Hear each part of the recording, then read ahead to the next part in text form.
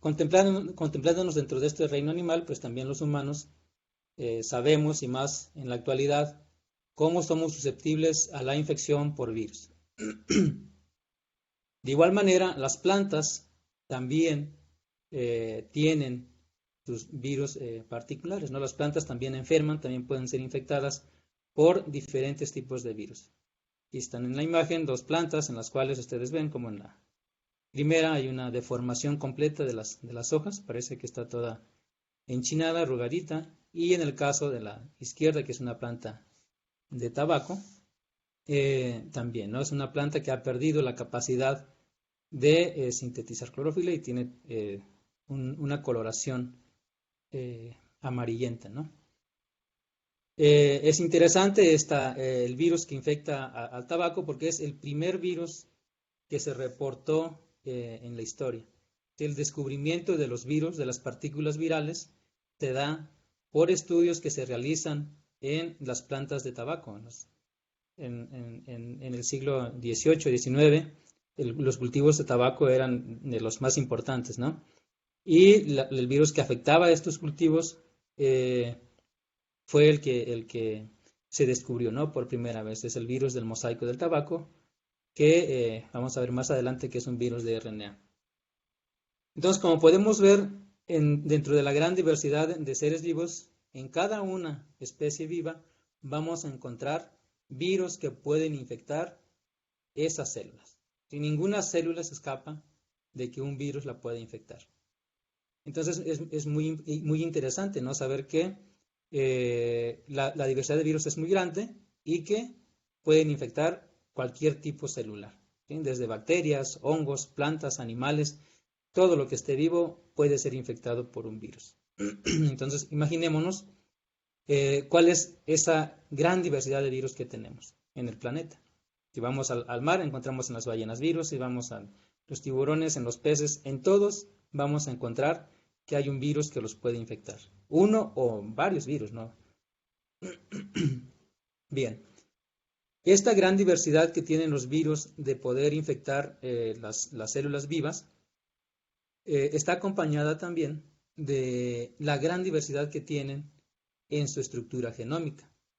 En la imagen que tenemos en pantalla es una distribución de cómo están esos genomas virales, ¿sí? Esta es una clasificación de Baltimore, se conocen, uno de los principales investigadores en el área de virología, y nos dice que tenemos al menos 7 tipos virales o 7 tipos de genomas virales, ¿no?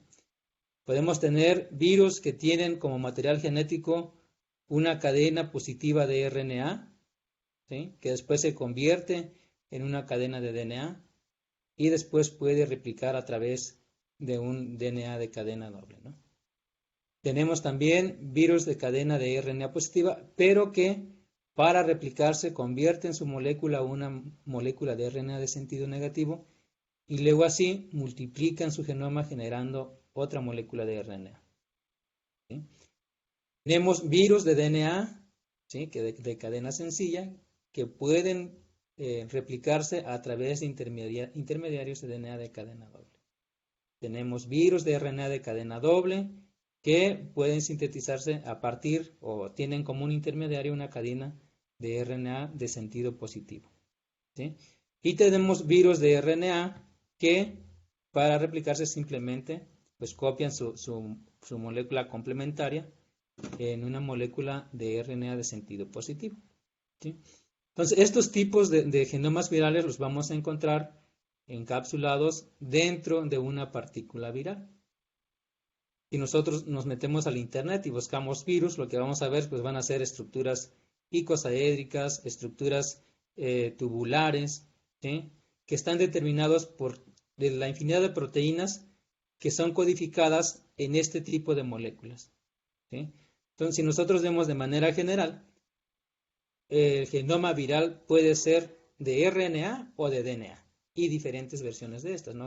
Dependiendo del sentido, dependiendo de si es doble o si es sencillo, ¿sí? Pero al menos una de estas formas van a estar encontradas dentro de esa partícula viral.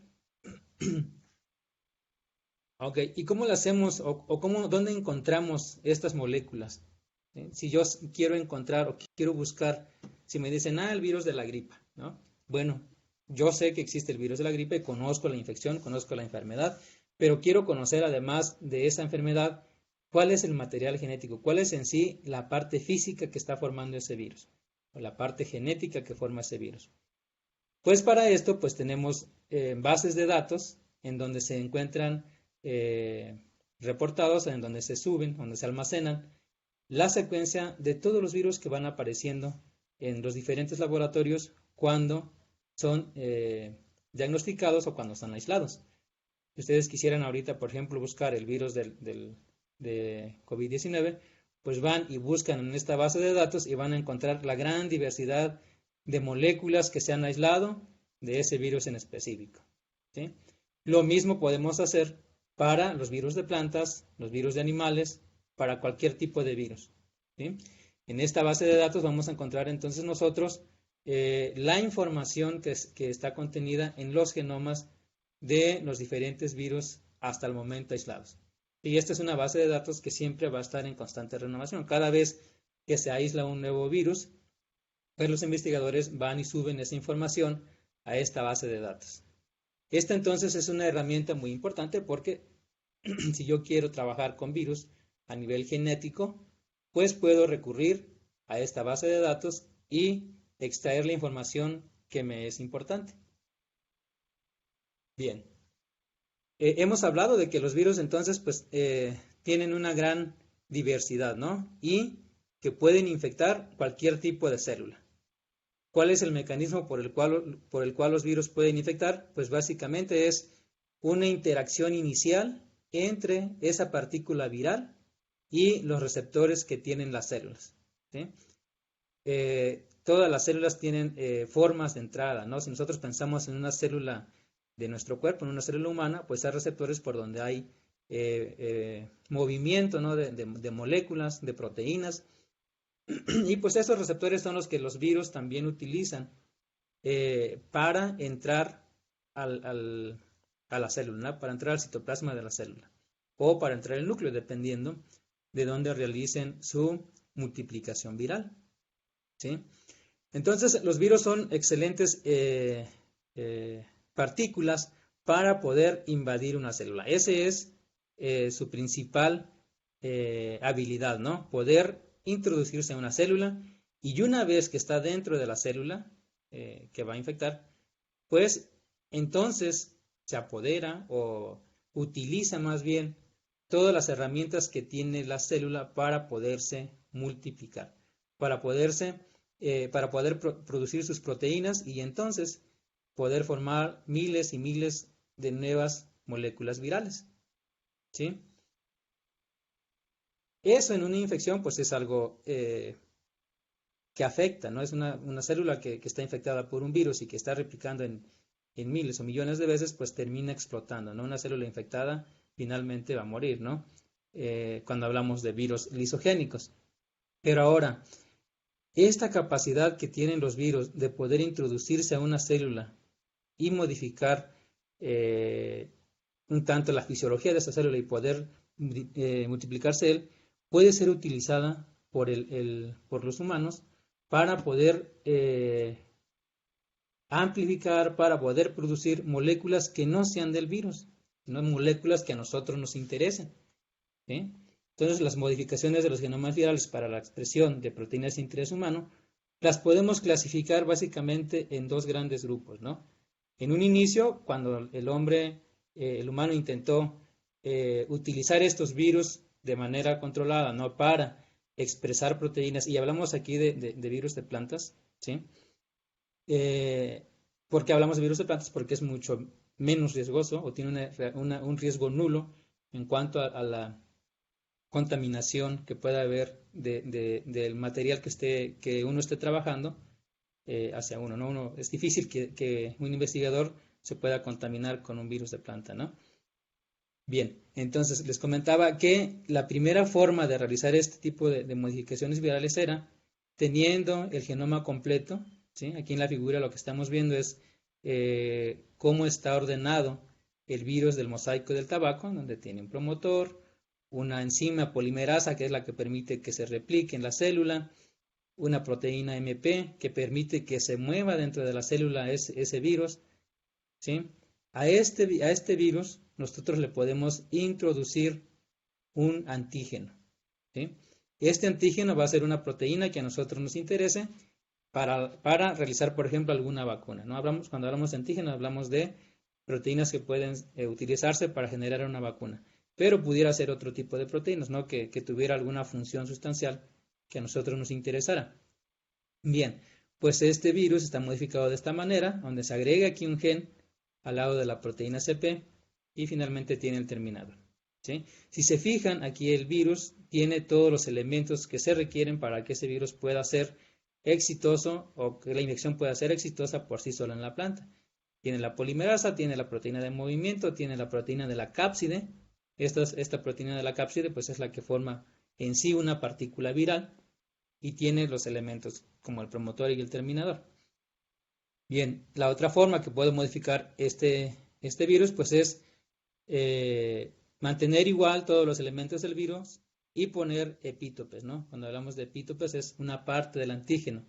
¿Sí? Si hablamos de un antígeno de 100 aminoácidos, de 200 aminoácidos, pues el epítope va a ser una región importante de ese antígeno y van a ser solo 20 o 15 aminoácidos, ¿no?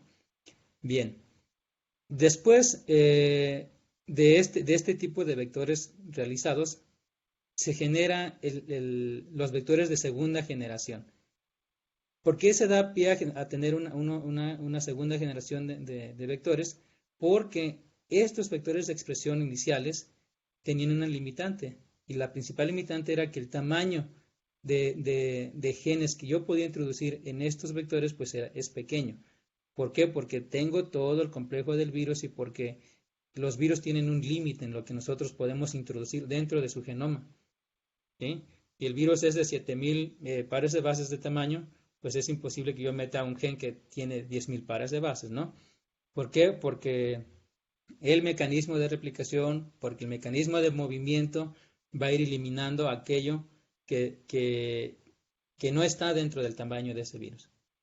Sí, entonces, en un segundo grupo de vectores se hacen los de segunda generación, en donde el virus o las moléculas que se introducen en la célula ya no es un virus completo, ¿sí? Sino es un virus desarmado. Nosotros vemos aquí en la imagen, de manera general, tres módulos, ¿no? Primer módulo, segundo módulo, tercer módulo, ¿sí? Entonces, si se fijan, en el primer módulo sigue estando la polimerasa de TMB, sigue estando la proteína de movimiento, pero no tenemos la proteína de la cápside. ¿Qué significa? Que ahora el espacio que ocupaba la proteína de la cápside, pues yo la puedo utilizar ese espacio para colocar allí un gen que a mí me interese, ¿sí? Y entonces, si solamente tienen la capacidad de clonar 1000 pares de bases, que es el tamaño en el que se miden los genes, ahora puedo clonar o puedo introducir en ese virus 2000 o 3000 o más, ¿no? Dependiendo del tamaño inicial que haya tenido CP. Puede estar reemplazando, ¿no? Y entonces este módulo se combina con otros módulos que finalmente lo que van a hacer pues es completar el virus original, ¿no? Ahora acá tengo el antígeno, tengo el terminador y en este otro tercer módulo voy a tener la RNA polimerasa y el MP. Entonces la idea general es desarmar el virus, eliminar algunas proteínas que no sean esenciales para que el virus pueda replicarse dentro de la célula y ahora poder ampliar el tamaño de genes que voy a introducir en estos vectores. Bien, y entonces pues les hablaba de la gran diversidad que hay de virus. Entonces de este tipo tenemos varios vectores que se han hecho a partir de diferentes tipos virales, ¿no? Aquí tenemos a los tobamovirus, que son genes que tienen en general esta estructura, tienen una polimerasa, tienen una proteína de movimiento y una proteína de la cápside.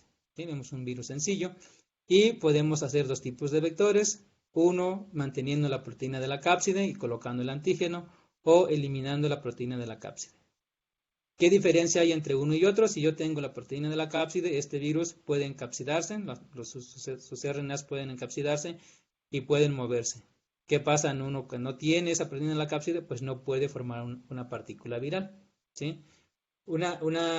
Hay hay que diferenciar entre el genoma, puede tener muchísimas moléculas del genoma, pero si no tiene la proteína de la cápside, el virus no puede ser formado. ¿Sí? La cápside es la estructura final que nosotros encontramos en un virus, que lo hace que sea funcional y que pueda entrar en otras células. ¿Vale? En el siguiente caso tenemos el ejemplo de los Potex virus. Ustedes pueden ver, este virus es un poco más complejo, tiene más genes dentro de su genoma, tiene la polimerasa, tiene la proteína TGB1, TGB2, los dos TGB2 y la proteína CP. ¿Sí? Entonces, de igual manera, aquí es muy similar, simplemente estamos utilizando otro virus, colocando un antígeno, dejando la cápside o quitando la cápside. En este otro caso tenemos los comovovirus, ¿sí? Los comovovirus tienen dos tipos de RNA. Su molécula como tal del genoma viral tiene el RNA viral 1 y el RNA viral 2. ¿Sí? En el primero tiene diferentes proteínas como ProC, helicasa, BPG y la polimerasa. Este virus, por ejemplo, esta ProC es una proteína que ayuda a todo el sistema del virus a infectar a la planta. Este ProC es una proteína que va a interactuar con la defensa de la planta y va a permitir que el virus pueda invadir la planta. ¿Sí? Y en el segundo RNA viral tiene la proteína de movimiento y la proteína CP, proteínas de la cápside, la grande y la pequeña, ¿no? Ahora, en las formas que podemos utilizar este virus para hacer un vector viral, pues es una en el segundo viral, que es el RNA viral 2, ¿sí? Podemos mantener los genes y colocar el antígeno. ¿Sí? Aquí hay una versión modificada donde se agrega un péptido, que es el péptido A, que permite separar al antígeno de las proteínas de la cápside, ¿sí? Y una vez que se haya traducido. Pero la otra forma de que podemos utilizar el virus y que es muy interesante es eliminar las proteínas que no son esenciales para la replicación, ¿sí? Si quitamos todas estas proteínas, MP, CPL, bueno, los genes que codifican esas proteínas, MP, CPL y CPS, nosotros tenemos toda esta región que ocupaban esos genes para poder introducir el antígeno. ¿Por qué se puede quitar esta región? Pues porque son proteínas no esenciales para la replicación. Si vamos a ver más adelante que nosotros podemos infectar de manera sistémica la planta y no requerir de que el virus tenga que moverse. ¿Sí? Entonces, si se fijan aquí, el tamaño de gen que puedo introducir pues es mucho mayor, ¿no? Bien, entonces de los tres tipos de vectores que hemos estado viendo, lo principal en los tres es que esa molécula o que ese virus pueda replicarse. La característica esencial de los vectores virales es que generan una gran cantidad de genomas, ¿sí? Entonces, lo principal, o lo que a uno le interesa dentro de esa característica de los virus es su capacidad de replicarse. ¿Para qué? Pues para generar muchísimas proteínas, para generar una gran cantidad de proteínas. ¿Sí? Bien, estos ejemplos que hemos estado mencionando son virus de RNA. ¿Sí? Mencionábamos que tenemos dentro de la diversidad de genomas virales virus de DNA y virus de RNA. Bien, el siguiente caso es los vectores de virus de DNA.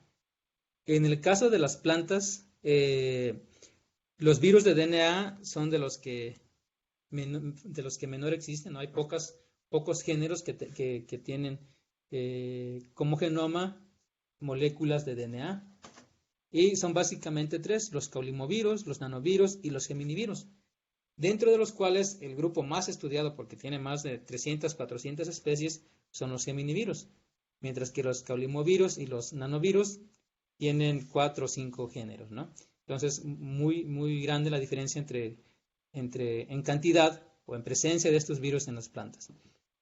Bueno, estos geminivirus son virus que son virus de DNA de cadena sencilla y que replican mediante un mecanismo que se conoce como círculo rodante, ¿sí? ¿Qué es ese mecanismo? Pues la partícula viral que llega a las plantas a través de un insecto, que es el que puede mover estas partículas virales, un insecto que se llama mosquita blanca, ¿sí? Es el vector de estos virus. Esa mosquita puede introducir el virus en la planta y una vez que está ahí, esa cadena sencilla se hace cadena doble por las proteínas de la planta, las proteínas de replicación de la planta. Y una vez que se genera esa cadena doble, hay una proteína dentro del virus, que es la proteína asociada a la replicación, y esa hace uniquen estas moléculas de DNA y empieza a sintetizar la polimerasa de la planta una segunda cadena en este templado que tenemos aquí, ¿no? En la parte de arriba. Entonces, al final, este mecanismo permite que los virus empiecen a generarse cada vez que termina este ciclo, una molécula nueva. Sí, una molécula circular, es algo también importante dentro de estos virus, que su molécula de DNA es circular. Entonces, lo que se genera después de una ronda de replicación, pues es esta molécula circular del virus. ¿Sí? Una vez que está esta molécula circular, es encapsidada por las proteínas de la cápside del virus y pues este virus está preparado para ser movido a otra célula o a otra planta si es tomada por alguna mosquita. Bien, entonces, si conocemos el mecanismo de replicación de estos virus, pues también pueden ser utilizados para generar vectores que nos permitan producir grandes cantidades de proteínas de algún gen en interés, ¿no? ¿Qué se hace en estos casos? Pues ese origen de replicación que tienen los virus se ponen al lado del gen que me interesa, ¿no? Del antígeno y de la proteína de replicación. Si una vez que en la planta se ha introducido este vector de expresión, entonces la proteína que tenemos aquí, la proteína asociada a la replicación, va a reconocer estos orígenes de replicación que son propios del virus y va a generar ese genoma circular, ¿sí? Pero ahora no va a generar proteínas virales, ¿sí? A excepción de la proteína Rep, sino va a generar genes o va a producir los genes del antígeno, ¿sí? Que finalmente van a llevarse a la producción de proteínas. Entonces, este sistema permite multiplicar lo que yo haya insertado en una planta miles, miles y miles de veces, ¿sí? Una vez que tengo una gran cantidad de moléculas de DNA, pues estas son traducidas, los genes que están aquí son traducidos y se van a generar las proteínas que a mí me interesan, ¿sí? Entonces, si se fijan aquí, solamente estoy usando dos características del virus. Una es su origen de replicación y la otra, la proteína que reconoce este origen de replicación, ¿sí? Y a partir de ello, vamos a tener un mecanismo para la producción en gran cantidad de proteínas recombinantes. Ahora, una vez que nosotros tenemos el vector, ¿cómo lo hacemos o qué se requiere para que introducir eso que diseñamos en el laboratorio a las plantas? ¿Sí? Hay dos formas básicamente. Una es a través de los virus de primera generación, que eran los que se pueden mover y los que tienen en su mayoría todas las proteínas requeridas para la infección. Y entonces, en este tipo de vectores, con que yo coloque una pequeña cantidad de DNA en una hoja, por ejemplo, ese virus, a través de un mecanismo que se conoce como abrasión, en donde yo puedo tallar, por decirlo así, sobre la hoja con con algo que raspe la hoja, y entonces eso puede hacer que el DNA entre a la célula de la planta y se pueda mover. ¿Qué pasa? Pues que en una infección normal o en una infección de estos virus, pues no se distribuyen de manera general, ¿sí? Algunas regiones son más infectadas que otras y entonces pues no es uniforme, ¿no? La producción de la proteína que a mí me interesa en esta planta, ¿sí? Pero también se sabe que, o conocemos que hay bacterias que pueden infectar las células de una planta, ¿sí? A lo mejor la mayoría o muchos de ustedes han utilizado o saben que existe la bacteria Agrobacterium que permite hacer esto, ¿no? Agrobacterium es una bacteria que tiene la capacidad de mover fragmentos de su DNA hacia las células de la planta, ¿sí? Es un mecanismo bastante interesante, del cual no voy a entrar en detalle, pero puede hacerlo, ¿no? Puede el Agrobacterium introducir fragmentos de DNA sobre las plantas, ¿sí? Entonces yo puedo tener cultivos de Agrobacterium que contengan el vector que yo he desarrollado para que puedan ser introducidos en la planta. ¿Qué hago entonces? Esta bacteria que tengo aquí la pongo en contacto con toda la planta, ¿no?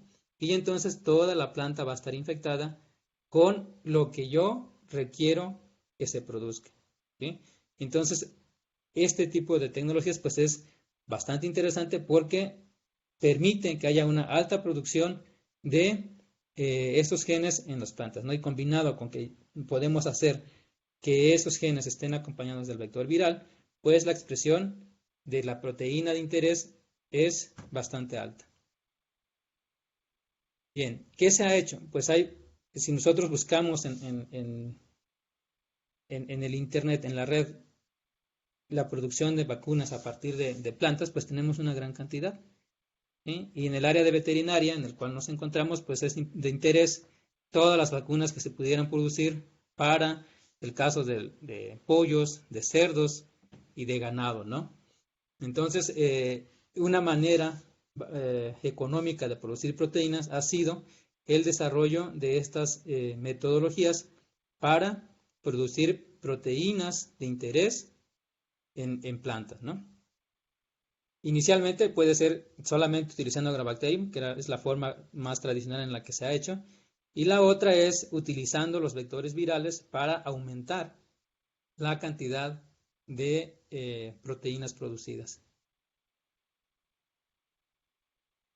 Bien, si se fijan, hemos estado hablando de que esta tecnología ha sido desarrollada y ha sido aplicada para la producción de vacunas en plantas.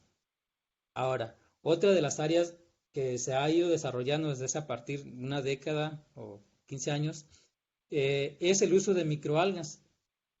Aunado al desarrollo de producción de proteínas en plantas, hay otro grupo de investigadores que están interesados en producir proteínas en microalgas. ¿Por qué proteínas tanto como para vacunas como para enzimas de interés industrial, anticuerpos o muchos otros tipos de proteínas, ¿no? ¿Por qué es importante o qué tienen de interesante las microalgas? Pues sabemos que las microalgas son un tipo podríamos decirlo, están dentro de la familia de las plantas, ¿no? Pero son unicelulares, ¿sí? Y estas microalgas tienen una capacidad de duplicarse muy alta. A diferencia de una planta que podríamos tardarnos un mes, 2 meses en producir una planta, en tener una planta adulta, las microalgas se dividen cada 8 horas. Entonces, en un día podemos tener 3 duplicaciones de una microalga, ¿sí?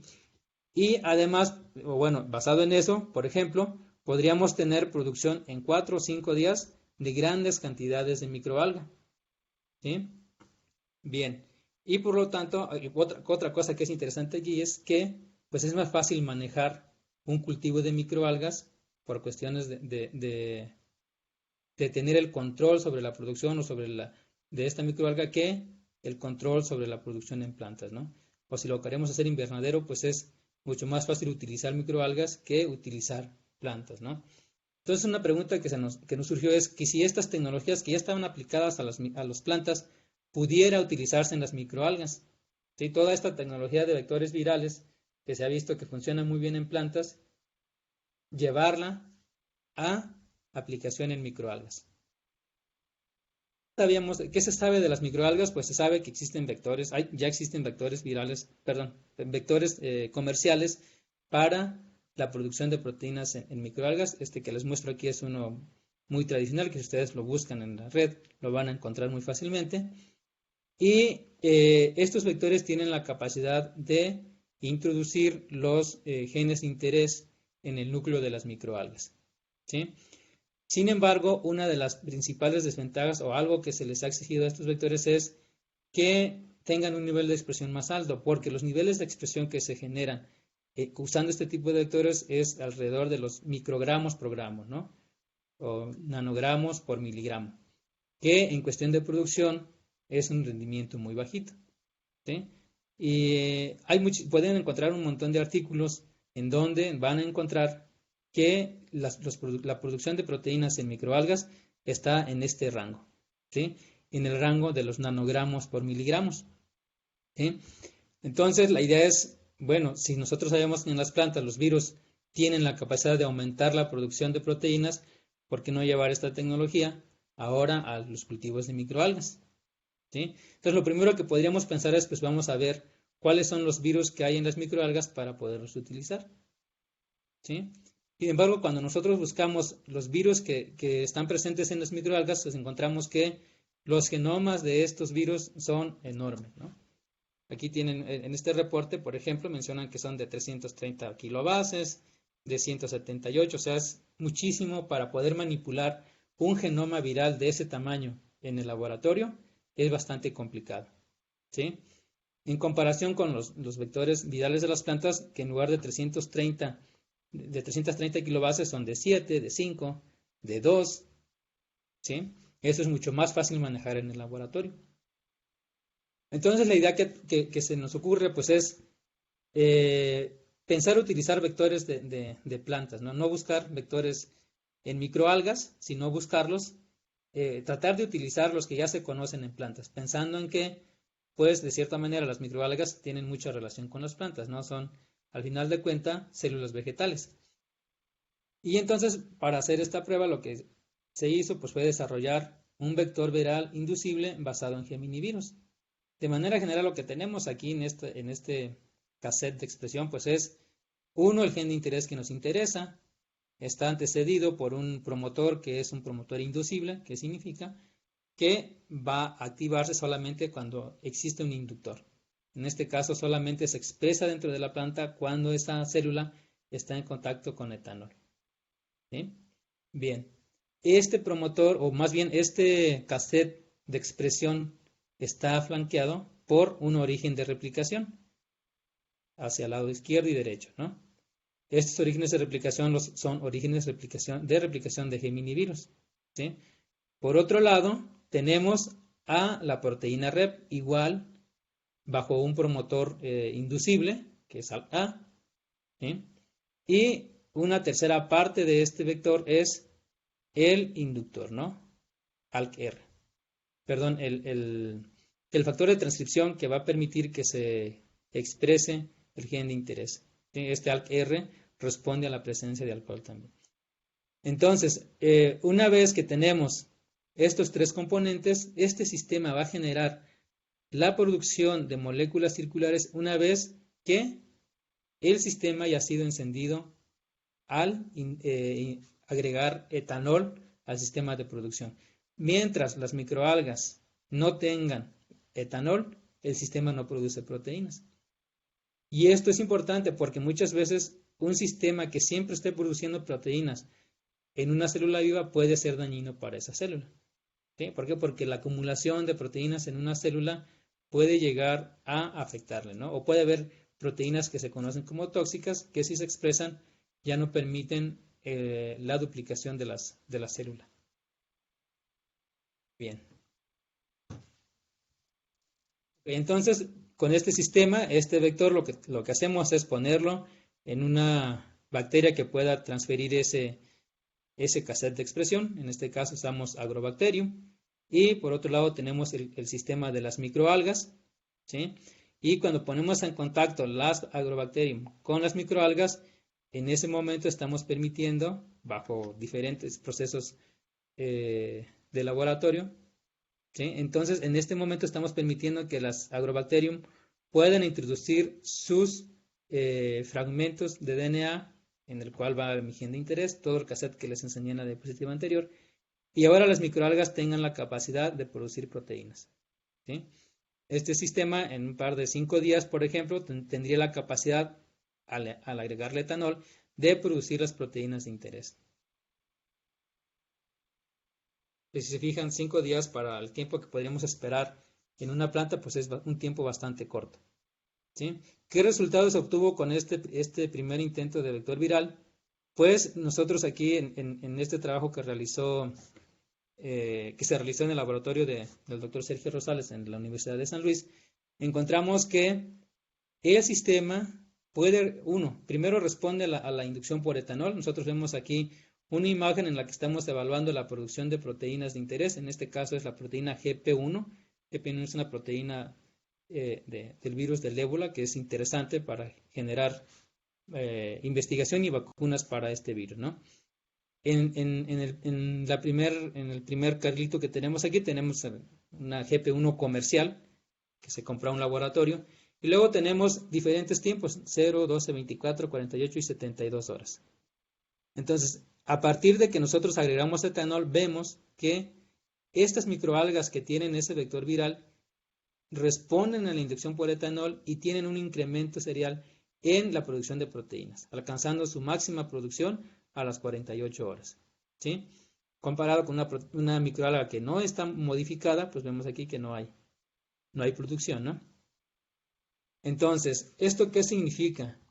Bien, si se acuerdan, nosotros veíamos acá en la primera en la imagen donde les mostraba algunos ejemplos de los muchos que puede haber de la baja producción de proteínas y microalgas, que la cantidad de producción de estas proteínas estaba en el orden de nanogramos.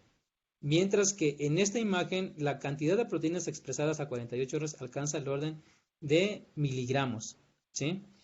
Entonces, imagínense llevar una producción de nanogramos a miligramos, pues es un logro bastante alto, ¿no? Entonces, aquí, esta es la que más dio, pero igual existen proteínas que se han expresado en el orden de microgramos, que aún así en el orden de microgramos, pues es 1000 veces más de lo que se había logrado producir. Al mismo tiempo que se publica este artículo en donde mencionamos esta elevada producción de proteínas en microalgas, pues han aparecido otras tecnologías, ¿no? Otras formas de producir proteínas a gran escala en microalgas. También igual en el orden de microgramos o miligramos de proteínas por gramo de biomasa. Bien, ¿por qué es importante que nosotros tengamos o que se empiece a desarrollar este tipo de tecnologías? Esta imagen que tenemos aquí es la imagen el caso del virus de la tilapia del lago, que es un virus que afecta a los peces y que en los últimos 5 años, este virus aparece en el 2009 y en el 2014 identifican el virus causante de esta enfermedad. Es un virus que ha arrasado con la producción de peces tanto en los sistemas de producción tipo invernadero como en ríos o lagos abiertos, ¿no? Entonces, tener un sistema en el cual nosotros pudiéramos producir una vacuna en microalgas y poder vacunar, por ejemplo, peces a través de una vacunación oral sería bastante interesante, ¿no? Entonces, es una de las aplicaciones que podría tener en un principio el uso de vacunas producidas en microalgas. Esto nosotros lo habíamos propuesto, lo hemos pensado hace 3 o 4 años, 2 años, y el año pasado precisamente aparece el desarrollo de una vacuna hecha en microalgas para un virus que afecta a camarones. Sí, en este trabajo, si luego lo quieren buscar, por ejemplo, encuentran que la alimentación de estos camarones con estas microalgas elimina en un 85, en un 90% la mortalidad generada en los camarones por este virus. Entonces, imagínense la importancia que puede tener seguir con el desarrollo de este tipo de vacunas, ¿no? De vacunas en microalgas. Inicialmente, les comento, para su aplicación en la acuicultura y también en animales, ¿no? Y por qué no pensar que en algún momento se puedan generar vacunas a bajo costo para su uso en humanos, ¿no? Ok. Mencionaba en el título de la plática que además de esta utilización que tienen los elementos virales para la producción de proteínas, pues también la podemos usar como herramienta para ver cómo funcionan los genes en plantas, ¿no? Para genética funcional. Y en este sentido es un poco diferente cómo vamos a considerar la aplicación del virus, ¿no? De manera inicial quisiera que entendiéramos cómo responde una planta a una infección viral. ¿Sí? En las plantas, por ejemplo, si nosotros vemos que una planta se infecta, aquí vemos en la primera, segunda, tercera, en la cuarta hoja, si esta hoja infectada, a partir de allí la planta empieza a tener síntomas de recuperación. Si nosotros dejamos esta planta infectada y al cabo de 15 días después de la infección vemos que la planta se empieza a recuperar. ¿Sí? Acá abajo tenemos la imagen real, ¿no? De cómo se ve una planta de chile o las hojas de una planta de chile infectada 10 días después de que ha sido infectada. ¿Sí? Y vemos cómo después de que aparecen los síntomas, y nosotros numeramos del 1 al 6, a partir del día 4, 5 y 6, las hojas se ven recuperadas. ¿Sí? Ya no presentan todo este tipo de deformación foliar. ¿Sí? Entonces hay algo que hace la planta para eliminar o para contrarrestar los efectos que le causa el virus. ¿Sí? Y ya está muy estudiado, muy investigado, que la forma en la que estas plantas responden como defensa ante estos virus es a través de un mecanismo de silenciamiento génico. El mecanismo de silenciamiento génico es cómo moléculas pequeñas de RNA pueden interactuar con los genes del virus, por ejemplo, y degradarlos.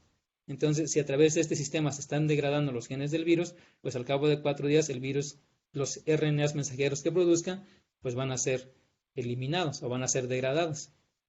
¿Sí? Y de esta manera la planta comienza su recuperación. Bien. Bueno, era parte de la diapositiva anterior. Estos microRNAs están dirigidos entonces contra los RNAs mensajeros del virus que está infectando, ¿no? Ahora bien, ¿qué pasa si yo en lugar de infectar la planta en un proceso más o menos natural, vemos o cambiamos uno de los genes del virus por un gen de la planta? ¿Sí? Sabemos que en la infección de manera natural va a silenciar al virus. ¿Sí? Si nosotros ponemos otro gen, entonces en lugar de silenciar el gen del virus, se va a silenciar el gen que nosotros hayamos introducido. Sí, este es un ejemplo muy padre de eso, ¿no? Aquí en estos virus que son moléculas de geminivirus, se introdujo en lugar de la CP el gen de la quelatasa. ¿Sí? Este gen de la quelatasa es la proteína que se expresa a partir de este gen. Es una proteína que permite la fijación de magnesio y que esa proteína al final de cuentas a lo que va a llevar es que la hoja pueda estar de color verde. ¿Sí? Cuando nosotros modificamos el virus y introducimos el gen de la quelatasa en este virus, lo que pasa es que la planta, al estar respondiendo contra el virus y silenciando sus genes, los genes virales, pues no va a diferenciar al gen de la quelatasa y va a empezar a silenciar este gen. Y como vemos en la segunda imagen, el fenotipo que vemos en estas plantas pues son plantas de color blanco. ¿Por qué? Porque no pueden sintetizar clorofila. ¿Sí? Bien.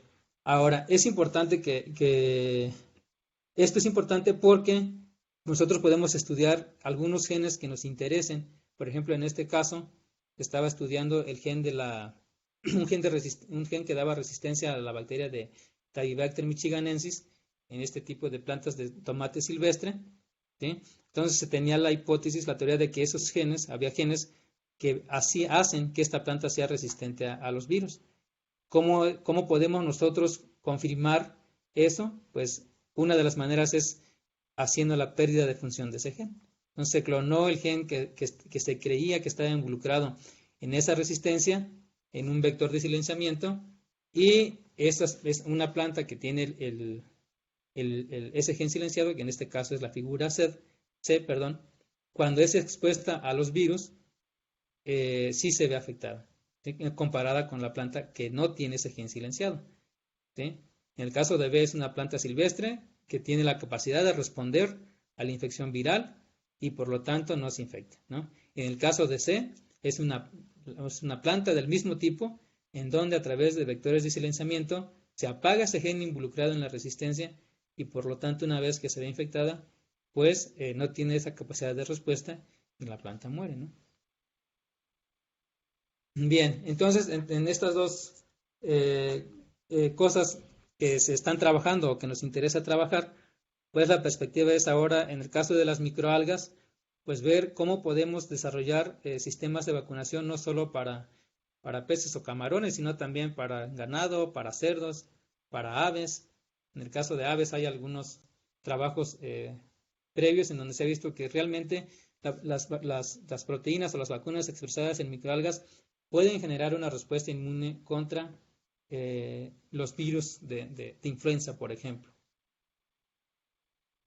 Y bueno, es un tema en el cual también me gustaría incursionar, es ver si nosotros podríamos silenciar estos genes en las microalgas, genes de interés en microalgas a través de vectores virales. Es algo que hasta ahora no se ha realizado o no se ha explorado en el área de la ciencia. Les digo, no estaba lo de vectores de expresión y pues sería interesante ver si también con vectores virales originados a partir de plantas puedo hacer genética funcional en microalgas. Pues de mi parte sería todo. Les agradezco mucho su atención. Gracias por la atención. Muchas gracias, doctor Berna. Damos parte a la sesión de preguntas.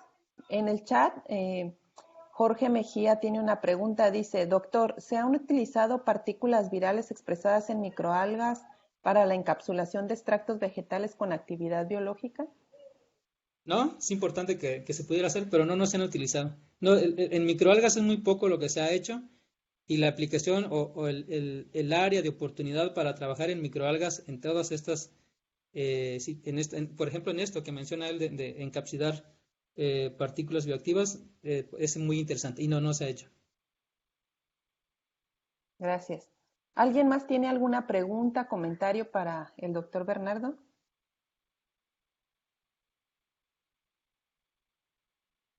Preguntas, comentarios, cualquier duda, chicos. Imanol, adelante, Imanol. Hola, buenos días. Hola, buenos Buenos días. días. Quisiera saber, ¿cómo se compara el rendimiento de la producción de las proteínas, de qué miligramos en las microalgas, con las plantas y luego con otras plataformas como células Ok, de mira, mamíferos y así? la forma más justa, por así decirlo, de compararlo, pues a través del peso seco, ¿no?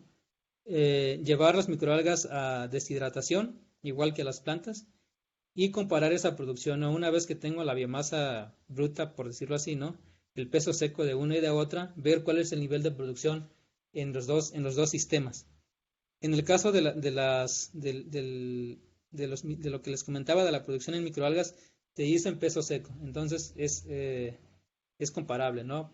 Porque no estamos comparando ni la cantidad de agua ni cualquier eh, cualquier otro elemento que pudiera darle peso tanto a las plantas como a las microalgas, sino el peso seco.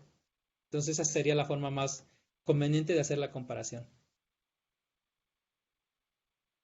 Ok, y ahora con base en los resultados que usted ha obtenido en sus estudios, ¿ha visto que el rendimiento en comparación planta y microalga es menor en las algas, mayor o se comparan más o menos? Lo que hemos visto es mayor, hasta ahora es mayor. Les digo, en las plantas, el sistema de Magnicon, me parece, en plantas sí es un sistema bastante importante. Además, me faltaría hacer la conversión, porque en plantas creo que es hasta el 50% de proteína total soluble, que habría que hacer esa conversión con las microalgas, pero en peso tal cual, en miligramos o microgramos por miligramo, es bastante alto el de microalgas. Creo que es más que el de las plantas. Ah, ok, perfecto. Gracias. Sí, de nada. Gracias, Imanol. Paul, adelante. Buenos días, doctor Bernardo. Buenos días. Mi duda es respecto a si se han evaluado los factores nutricionales al momento de evaluar los rendimientos de la expresión de los antígenos recombinantes o de las proteínas y cómo han visto ustedes si afectan estos a los rendimientos Los factores nutricionales de la microalga, me preguntas, ¿verdad? Para entender en el bien la medio de pregunta. cultivo. Ok. No, fíjate que no, es algo también interesante ver si tú cambias el medio de cultivo, si puedes mejorar estos niveles de producción. Sí, podría ser, no se ha evaluado. En el caso de nosotros no se ha evaluado, pero sí se sabe que hay efecto en el sistema de nutrición con el sistema o con la cantidad de microalgas que puedes producir. No es algo que se haya evaluado, pero igual creo que sí debe de tener algún efecto. Ah, ok, muchas gracias. Sí, de nada. Gracias, Paul. En el chat, Jorge dice, doctor, ¿en su laboratorio están trabajando con partículas virales con fines biomédicos, específicamente en la encapsulación de compuestos activos? Ok, en encapsulación de compuestos activos no es algo que nosotros ahorita, por ahora estemos haciendo. Sí en la producción de VLPs, de partículas virales, sobre todo en la universidad estamos interesados en generar nuevas formas de vacunación para animales, dado que es una escuela de veterinaria, entonces estamos interesados en virus de conejos, en virus de vacas, en virus de caballos, en virus bueno, todo lo que tiene que ver con veterinaria y con medicina veterinaria. Hasta ahorita no hemos tocado esta parte de encapsulación de compuestos bioactivos, pero tal vez, o creo que es algo que se podría hacer. No sé si alguna otra escuela esté interesada en los compuestos bioactivos y se pudiera ver de qué forma pudiera realizarse esta tarea, ¿no? De encapsular compuestos bioactivos. Hacer BLP sí, o sea, es algo que se hace, pero utilizarlos para bioencapsulación, eso sí no. O sea, no se ha hecho hasta ahora, pues. Gracias. No sé, doctor Carlos, adelante. Hola, Ana, buenos días. Carlos, buenos días, ¿cómo estás? Gusto Bien, en gusto en verte. saludarte. Igual, igual. Solo para preguntarte, además de los geminivirus, ¿qué otros virus les ves potencial para usarse en plantas y en microalgas para una producción eficiente de proteínas recombinantes? Ok. Mira, en el caso de las microalgas hay que buscar, bueno, pensemos que el virus, bueno, el vector que tenemos ahora es el primero, ¿no? Entonces abre las puertas a ver cómo pudieran funcionar los virus de RNA, ¿sí? El, el, lo primero que hicimos, bueno, nosotros usamos DNA, vamos a ser sinceros, porque son los virus que he manejado durante un buen tiempo, ¿no? O sea, 10 años trabajando con Gemini virus, por eso fue el virus de elección, ¿no? Eh, Porque ya habíamos trabajado con ellos, ¿no? Y era ver si funcionaba o no. O sea, para empezar, no sabíamos si iba a funcionar cuando lo hicimos porque, como les mencionaba en la plática, no es un virus específico de microalgas, ¿sí? Y muchas veces los virus sí tienen ciertas limitantes cuando lo cambias incluso cuando cambias de una planta a otra, puede que un virus no sea eficiente infectando otra planta, ¿no? En este caso funcionó utilizando un virus de plantas y funcionó muy, muy bien, por lo que hemos visto. Pero la puerta está abierta a usar TMB, a usar tospovirus, a usar muchos otros elementos virales. Y yo creo que nosotros ahorita lo estamos pensando, pero quiero pensar o esperaría que en otros laboratorios lo estuvieran haciendo, ¿no? Creo que el abrir la puerta esta de usar vectores virales en microalgas va a dar pie, no sé, ahorita o más adelante, seguramente vamos a tener diferentes vectores virales utilizados para microalgas, igual como lo tenemos para bacterias, ¿no? Que tenemos un sinfín de vectores de expresión que dependiendo de nuestras necesidades hacemos la elección de esos vectores. Igual para microalgas podría haber diferentes tipos de vectores. Y te digo, para empezar, TMB, por ejemplo, que es el más utilizado, no ha sido utilizado en microalgas. O sea, es el más utilizado en plantas, ¿sí? Es la plataforma por elección para hacer producción de proteínas recombinantes en plantas a través de vectores virales y en un sistema de expresión transitoria, ¿no? Entonces, habría que ver si TMB funciona en microalgas. Yo esperaría que sí. Yo no he manejado TMB, pero esos vectores, pues ahí están. A lo mejor es cuestión de conseguirlos y ver cómo funcionan, ¿no? Seguramente debe haber interés por ver su aplicabilidad en microalgas. Que sí, de que tienen potencial, yo creo que lo tienen y muchísimo, ¿no? Y seguramente aparecerán mejores vectores que el que hemos desarrollado ahora, tal vez, o si no mejores, tan buenos como este. Oye, y otra pregunta, además, pues hay varias microalgas que se han utilizado, ¿no? Bueno, Sí, esa es bueno, ¿me no les pudieras mencioné esa comentar al parte, respecto? Hay no les varias, pero no son todas. sí, En ese sentido. este sistema lo hemos utilizado en microalgas de agua dulce, la más común que es Clamidomonas, que es la que lleva la delantera en investigación, pero también el vector lo utilizamos en Schizochitrium, que es una plataforma reciente de 3-4 años que se ha estado utilizando para producir proteínas recombinantes. Incluso hay hay una vacuna de influenza expresada en Schizochitrium está en fase de laboratorio, ¿no? Pero la producción de esa proteína pues es muy alta también, ¿no? Sí, imagínense la cantidad de virus que tenemos y la cantidad de especies de microalga que tenemos, o sea, es una infinidad de posibilidades de generar plataformas de producción. Algunas serán mejores que otras seguramente y va a ser sí, cuestión de que se hagan los experimentos, ¿no? De que se prueben y pues la que mejor sea, la combinación que mejor tengamos, ¿no? Entre virus y microalga será la que tenga mayor éxito, ¿no? En cuestión de que se pueda establecer como una buena plataforma de producción y que pueda llegar a ser comerciable, ¿no? O comercializable. Ahorita estamos apenas en la fase de experimentación, ¿no? Pero seguramente en algún futuro podrán utilizarse de manera comercial, ¿no? Como se hace ahora con bacterias. Y finalmente, pues ya que estás aquí, aprovechar para comprometerte a que firmemos un convenio para Ajá. formalizar y que nuestros estudiantes puedan en su momento ir contigo a hacer estancias, de igual manera que los estudiantes que tú formas allá puedan venir al Simnor a hacer estancias. Ah, ok, pues me da mucho gusto que se pueda, ¿no? Que se tenga esa idea y sería muy bueno, ¿no? Sobre todo para acrecentar este tipo de colaboración, ¿no? Que hemos estado teniendo, pero que ojalá se dé más, ¿no? Yo creo que de su parte hay muchísimo que aportar y acá también algo en qué contribuir. Muchas gracias, doctor Berna. Sí, de nada, doctor Carlos, gusto en escucharlo. Gracias. Laura en el chat dice, doctor, buenos días. En cuanto a los costos de producción, ¿es más barato ya a nivel industrial farmacéutica? Ok, bueno, eso es lo que se supone, ¿verdad? Pero dado que no existe ahorita una plataforma de producción industrial en las microalgas, pues realmente no lo podríamos, la respuesta no va a ser completa, ¿no? Porque primero tendríamos que ver qué llevar esto a escalarlo, ¿no? A escalarlo a nivel industrial.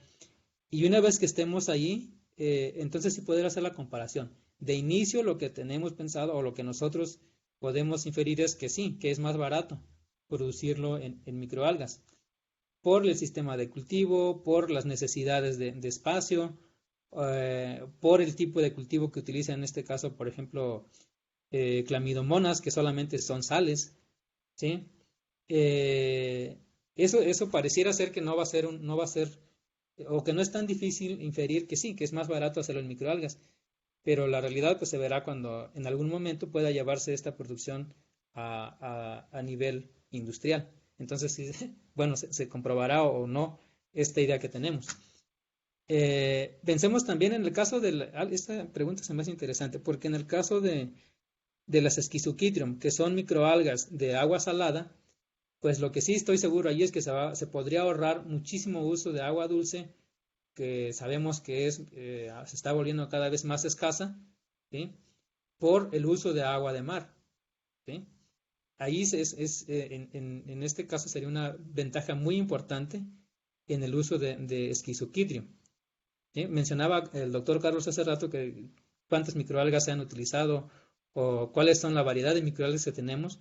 Pues ahí está una respuesta interesante, ¿no? ¿Por qué no empezar más a utilizar microalgas de agua salada, pensando en la importancia sí, la importancia que tiene el, el, el, el ahorrar agua dulce, ¿no? Entonces, eso se verá, yo creo que más adelante. Yo espero entonces que más adelante podamos hacer esas comparaciones con datos reales.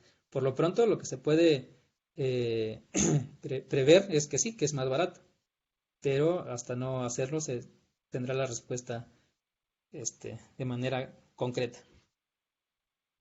Gracias. No Sí, sé si nada. alguien más tenga alguna pregunta, algún comentario para el doctor Bernardo.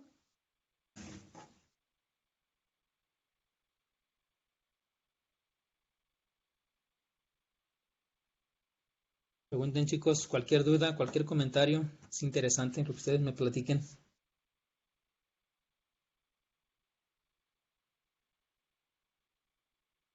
Bueno, yo quiero hacer un comentario Ok, adelante. respecto.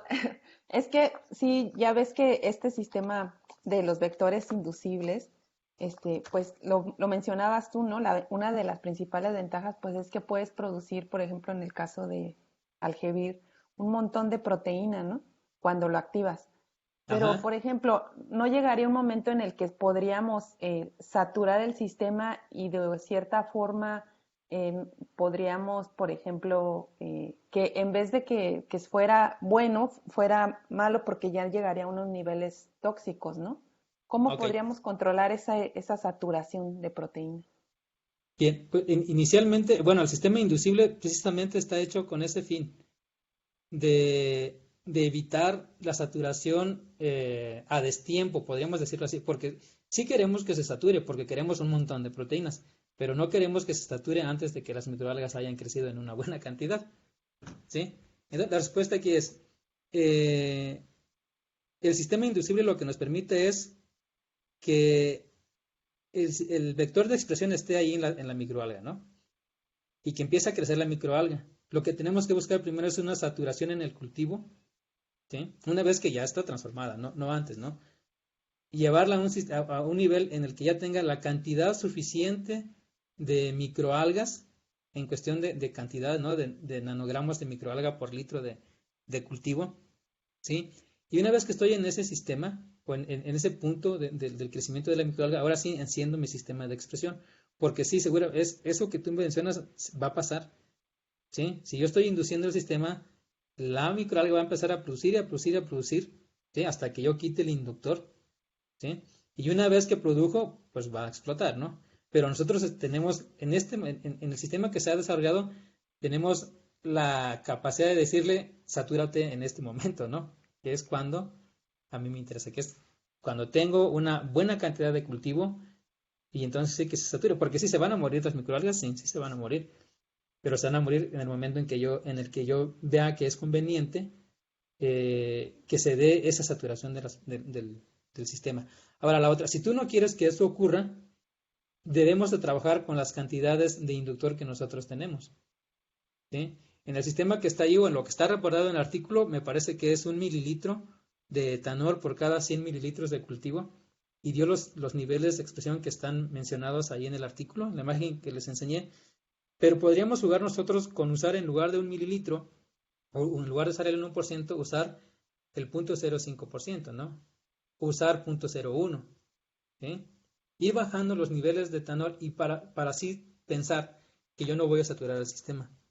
Si me interesa mantener viva la microalga, ¿sí? Aquí eso no fue algo que evaluemos, no evaluamos eso, ¿no? Si cuando nosotros le hicimos que la microalga expresara esa cantidad de proteínas, si ya viva o no.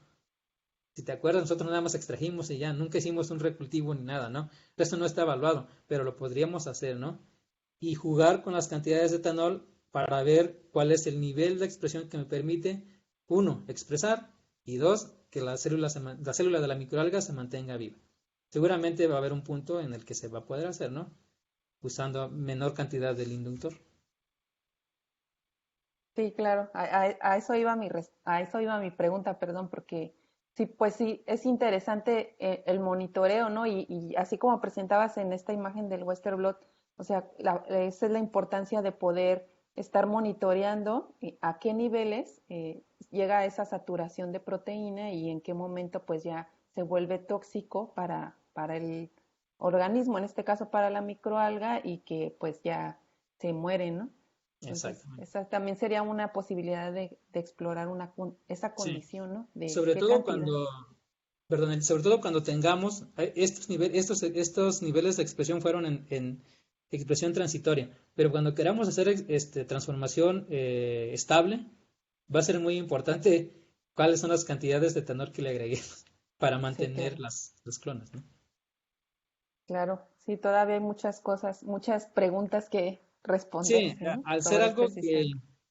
sí, hacer algo que se hizo por primera vez, abre la puerta a muchas cosas que se pueden hacer. Y ojalá Claro, haya chicos interesados en hacerlo, ¿eh? claro. En involucrarse en. Sí. Bueno, no sé si alguien más tenga alguna pregunta, algún comentario para el doctor Berna.